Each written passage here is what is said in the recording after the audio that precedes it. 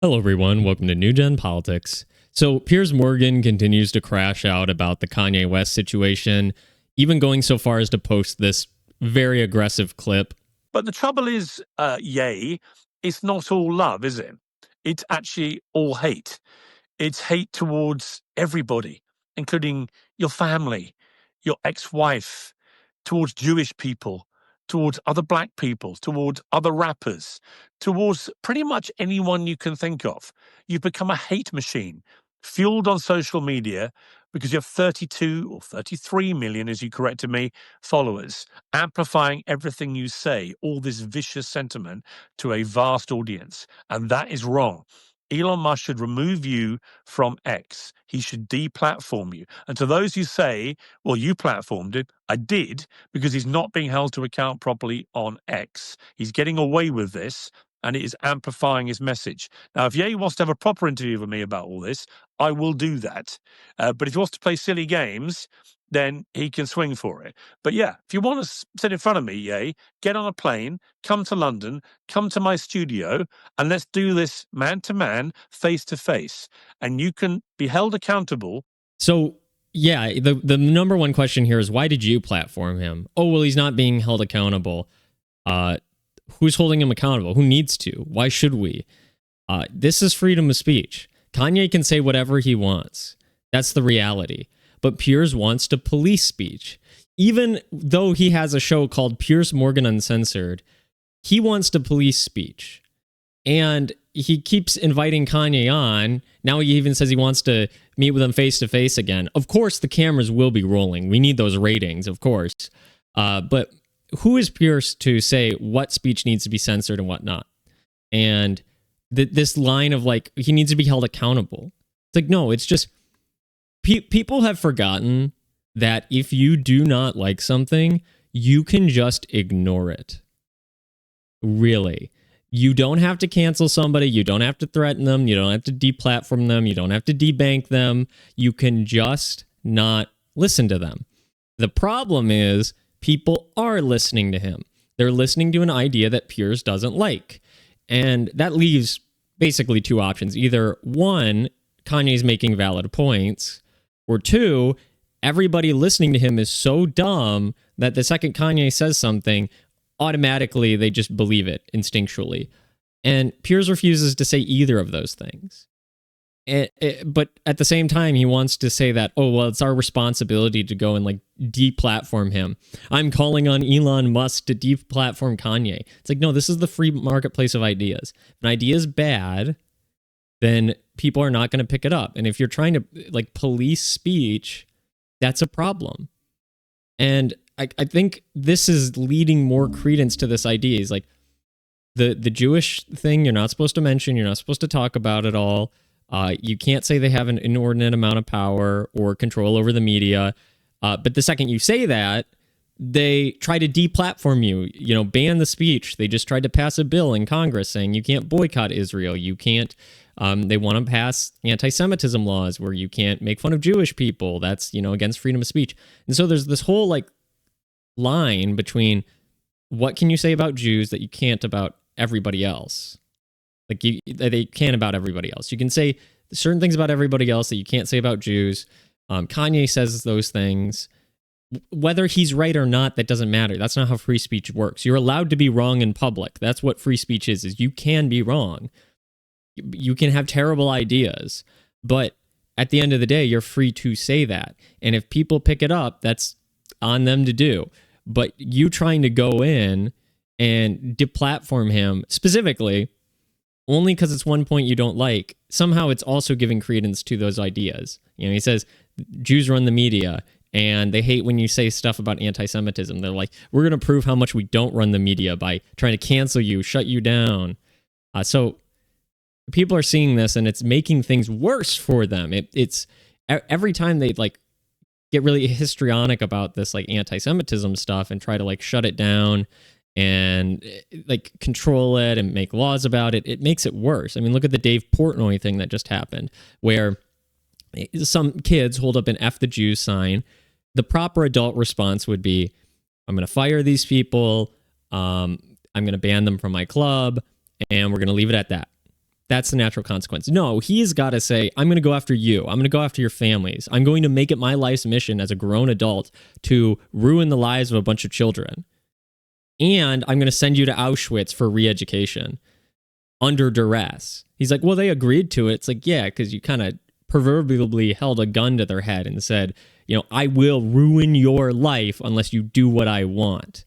It's like, okay, wait a minute. That's supposed to show the benevolence and kindness of Jewish people? That's supposed to show that we're wrong, that you have enough control over their lives, that you have an inordinate amount of control.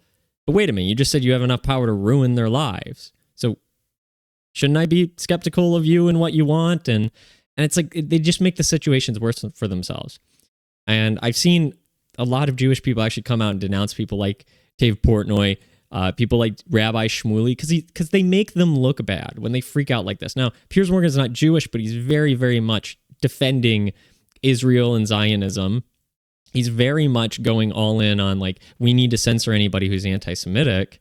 It's like that just has the opposite effect, because people say, I can't have freedom of speech because of Jews. Whether that's true or not, they just say that. Then you say, you can't say that about Jews. I'm going to take away your freedom of speech. Well, you just proved my point. And that's what Kanye says. And that's what all of these, far right people are saying. And so Kanye crashes out and goes, like, tries to push the veil as far as possible. I mean, even releasing this new song where he's talking about Heil Hitler. He's allowed to do that. That's freedom of speech. He can do that. And it's not your responsibility to, like, protect people from that. I mean, even if, again, going back to that line of logic, like, then you have to believe that either all of these people who listen to it are just, like, dumb, which Piers doesn't want to say, or you have to say that he's making valid points, because these people are believing it in one way or another, either because they believe it logically or they believe it emotionally. But which is it? Well, he's just like, oh, it just, like, spreads like a virus for no reason. Like, okay, well, wait a minute. So this is the only time where, like, free speech is allowed to be censored, and we got to go after him and deplatform him. And it's very bizarre. I mean, it's clear bias. It's clear bias on Piers's part, a position he supports, something he hates being said, he wants to shut it down. Well, that just makes it people more emboldened to talk about it. And you see, like, the dramatic increase in anti-Semitism. You're seeing these, like, drastic actions to combat anti-Semitism that has nothing to do with, like, approaching the allegations that people hold. It always has to do with, like, physical force, either arresting them, kicking them out of the country, debanking them like Nick Fuentes, deplatforming them like they want to do with Kanye. It never is like, okay, let's sit down and actually talk about why you're wrong. Bring these people on here, and if their points are so easily dismissed, bring them on and explain how they're wrong. It should be that simple. But you see, like, Ben Shapiro refusing to debate Nick Fuentes on Israel, Jordan Peterson refusing to debate Nick Fuentes on Israel, or Candace Owens. Any of these people, they refuse to. And so that there's a total breakdown in this, like, what's supposed to be free speech, anti-cancel culture stuff. That's part of the reason the right's imploding, is the right is fighting amongst themselves about basically this Israel issue, which is kind of, I mean, it's in practicality is about Israel, but then it's also, like, representative of these two branches of conservatism, which is you're having more people want free speech, a more open marketplace of ideas. And then you have people who say there are things that we should censor. We should censor certain people. We should shut them down. It's kind of really splitting the Republican Party apart.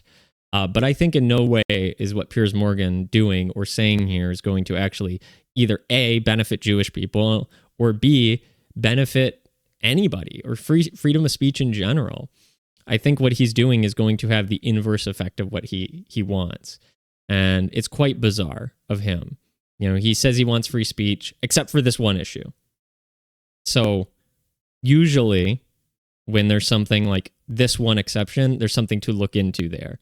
And that's what people are doing. And when you can't have an honest discussion with these people because you won't engage with them, the rumors run rampant, the theories run rampant, and there's no way to control that.